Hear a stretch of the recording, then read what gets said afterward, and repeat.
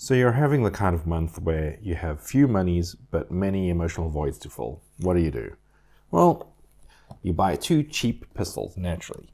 So both of these come in for under $80 together, which is pretty damn good even where I live. This first one, it's super tiny, and the presentation, I was surprised. Like, it has a proper nice manual, the box is nice and colorful. It's a lot more impressive than some more expensive things you get.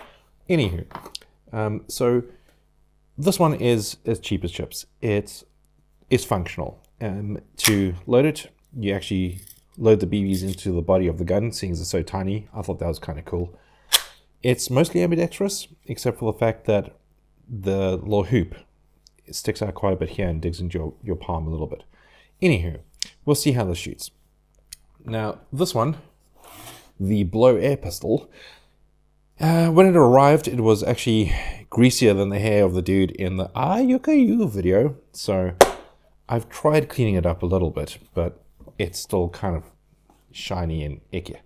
Anywho, the funky part about this one is it has recoil compensation in it. I found that it's handy for absorbing the shock in your hand a little bit, but also super handy for getting your fingers pinched, because when you cock the gun, if you stupidly put your fingers too close there and you push back, it actually pinches your fingers. Anywho, this also has no safety to speak of, so you just have to use your brain. And the rail, there's no way you're going to mount a scope or red dot on it. So we'll just have to see what my old eyes can do with this. And yeah, let's go check that out now.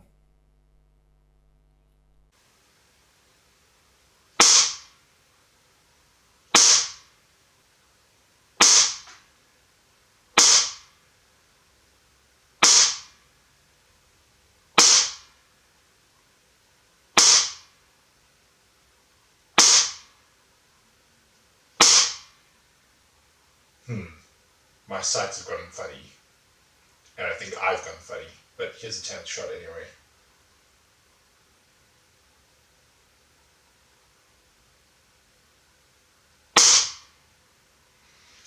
Yeah, alright.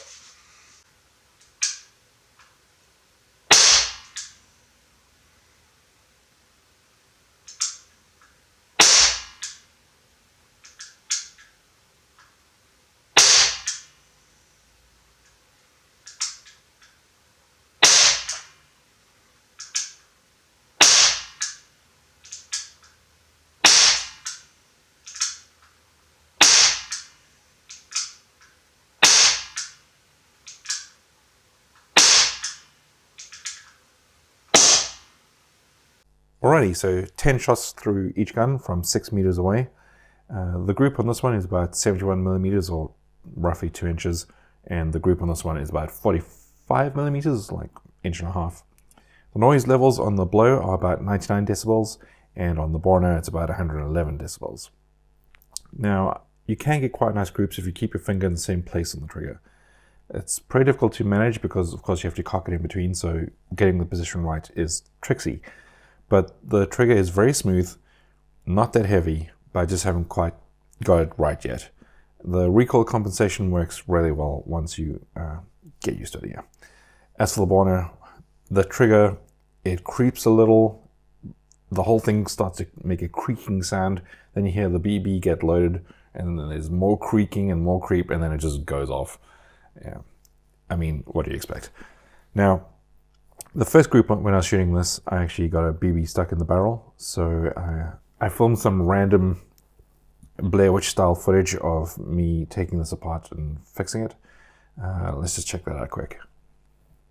Alrighty, so here we've got the Borner, and I've just slipped the handle off the back and taken every single screw out on the right hand side. There's one at the bottom, which if you take out, you can slide this off the front. Once you do that, you can actually see inside. And this is what it looks like. So when you pull the trigger,